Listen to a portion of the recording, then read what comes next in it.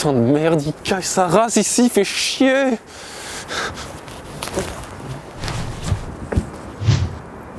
Putain, merci mec, sérieux, ça fait plaisir. Pas de problème, mec. Eh mais c'est Dave! Mais bon, on se connaît, t'es con quoi.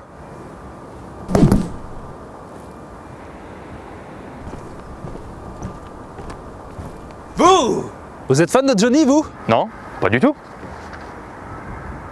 La première moitié des années 80 est un peu en dents de scie pour Johnny Hallyday. Ses albums ne se vendent plus aussi bien qu'avant et les salles de concert ne sont plus forcément pleines tous les soirs. C'est Michel Berger et Jean-Jacques Goldman qui redonneront un coup de boost à sa carrière en lui écrivant respectivement les albums Rock'n'Roll Attitude en 85 et Gang en 86, qui contiennent une bonne quantité de tubes qui restent encore aujourd'hui des indétrônables dans son répertoire. C'est aussi conséquemment à cette période qu'il commencera réellement à obtenir le statut de chanteur culte qu'il a aujourd'hui, statut qu'il assoira définitivement après le concert au Parc des Princes en 93 qu'il donnait pour fêter ses 50 ans. Et ils ont même sorti le concert en laserdisc.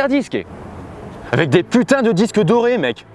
C'est dingue. Mais en dehors de la musique, autre chose l'a aidé à rebondir au milieu des années 80, le cinéma. Après divers rôles essentiellement de chanteur dans quelques films des années 60, Jean-Luc Godard lui propose l'un des rôles principaux de son prochain film, Détective. Oui? Aux côtés de Claude Brasseur et Nathalie Baye, sa compagne d'alors. Si ce film n'est pas considéré comme le chef-d'œuvre absolu du réalisateur, les critiques sont néanmoins quasi unanimes, Hallyday se défend bien et son interprétation est appréciée. S'ensuit en 85 Conseil de famille, long métrage d'un autre grand réalisateur, Costa Gavras, avec Guy Marchand et Fanny Ardant. Puis en 87 sort Terminus de Pierre William Glenn, un flop total. Mais chut! Bah quoi? Mais c'est mon texte ça! Ah ouais. La présence de Hallyday au casting de ce film reste encore sujet à discussion, mais globalement les raisons sont simples car il en existe au moins deux. La première, c'est que le scénario lui a été vendu comme une sorte de Mad Max à la française, et Hallyday était très fan de la franchise, ou du moins des deux premiers films. Il l'a d'ailleurs clairement démontré dans la mise en scène de sa tournée en 82, avec une ambiance très post-apo leur rendant hommage. C'est un élément qui a pas mal joué dans la balance, inutile de préciser qu'il a été très déçu par le tournage et par le déroulement final de l'histoire. Tony Frank, le photographe des stars qui l'accompagnait, disait même « Tout était fait avec des bouts de ficelle. On a frôlé des accidents graves avec les cascadeurs, cela a traîné en longueur, Johnny s'est fait berner. On pensait qu'il y aurait plus d'effets spéciaux, et puis l'histoire était faiblarde. » L'autre explication qui revient bien plus souvent est tout bêtement d'ordre sentimental. L'interprète de Que je t'aime y a vu une bonne occasion pour s'éloigner quelque temps de Nathalie Baye, le couple étant à ce moment-là en train de battre de l'aile. Il se confiera d'ailleurs plus tard « Terminus, j'accepte de le faire pour fuir Paris, pour être loin de Nathalie. Nous devons tourner en Hongrie, ça me va très bien. Quand rien ne va plus sentimentalement, un seul remède,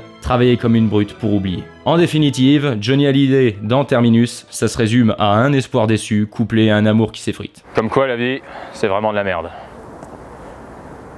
Il est vachement intéressant en fait, lui. Mais qu'est-ce que tu fous là, toi? Bah, je suis Dave. Et je m'en vais. Ce que je veux.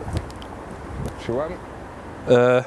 Bah merci mec, mais t'es sûr que t'es pas fan de Johnny? Non, pas du tout. Ok, je vais y aller. Je vais y aller.